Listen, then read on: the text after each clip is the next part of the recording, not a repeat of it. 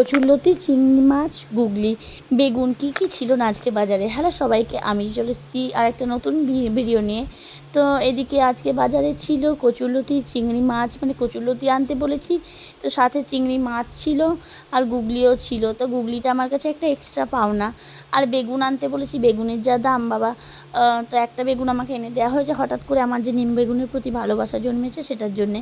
তো যাই হোক, আমি বাবার মতো সব কিছু খেতে ভালোবাসি, তাই রান্না করতেও চেষ্টা করি যে নিজে রান্না করে খাবো, কেন পরের ওপর ডিপেন্ড করবো, এরকম একটা আমার কাজ করে মনোভাব। তো সেই কারণে আমি নিজে রান্না করে খাওয়ার চেষ্টা করি।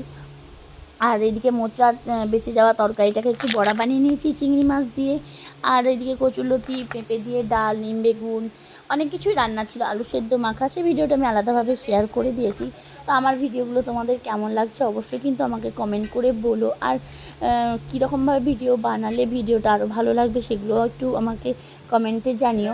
তো তারপর দুপুরবেলা কোনো রকম ভিডিও করা হয় না, বাড়ির সমস্ত কাজ যেহেতু আমাকে একা করতে হয়, তো আমি সমস্ত ক্যামেরা করে উঠতে পারি না।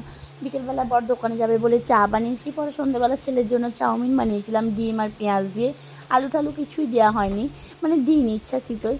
তারপরে একটু রোল ময়দা মেখে নিয়ে কিছুটা নিমকি আর কিছুটা গজা বানিয়েছি, যেহেতু আমি গজা খেতে খুব ভালোবাসি, মানে মিষ্টি আমার খুব প্রিয়, তাই সেরা করে চিনি সেরার মধ্যে গজাগুলোকে ডুবিয়ে রেখেছি। তো কে তোমরা মিষ্টি গজা খেতে ভালোবাসো অবশ্যই আমাকে কমেন্ট করে জানিও।